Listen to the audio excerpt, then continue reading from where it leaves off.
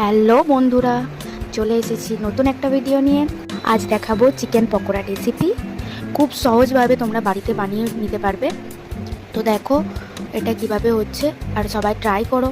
দেখো প্রথমে একটা পাত্রে নুন আর হলুদ মাখিয়ে কিছুক্ষণ রাখা হয়েছিল চিকেনগুলোকে। তারপর এটাতে দেওয়া হলো গোলমরিচটা দিয়ে কিছুক্ষণ মাখিয়ে নেব। তারপর এটাতে দেবো জিরে গুঁড়োটা দিয়ে কিছুক্ষণ মাখিয়ে নেব। তারপর এটাতে লঙ্কা গুঁড়ো দেওয়া হলো, লঙ্কা গুঁড়োটা দিয়ে কিছুক্ষণ মাখিয়ে নিচ্ছি।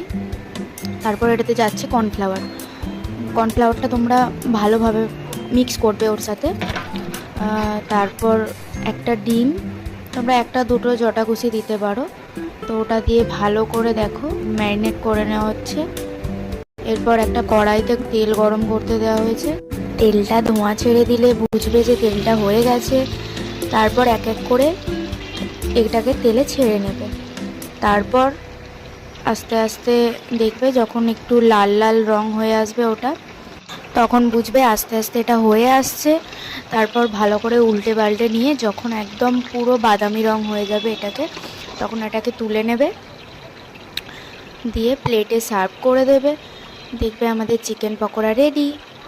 আর আমরা সস তৈরি করার জন্য নিয়েছি শেজওয়ান চাটনি, টমেটো সস, চিলি সস। তো তিনটেকে মিক্স করব আমরা।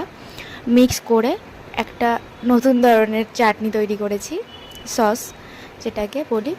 তো এটাকে প্লেটে এরপর সার্ভ করে দেব, দিয়ে দেখবো আমাদের চিকেন পকোড়া একদম রেডি। তোমরাও বাড়িতে এইভাবে বানিয়ে খেও। আর কেমন লাগছে বলো, ভালো লাগলে কমেন্ট করে দিও, লাইক করে দিও, আর সাবস্ক্রাইব করতে ভুলো না। টাটা, দেখা হচ্ছে নেক্সট ভিডিওতে।